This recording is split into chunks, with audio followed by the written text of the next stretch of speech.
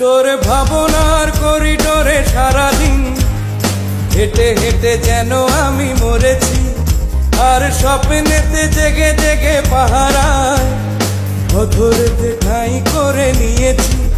তোরে বুকেরই কারাগারে চিরদিন বন্দি করে আমি রাখব, আর শূন্য জীবনে আমারই অনিমেষে জড়িয়ে যে রাখব। আমি নেই নেই নেই রে, আমি নেই নেই নেই রে, কেন তোরই মাঝে হারিয়ে গেছি।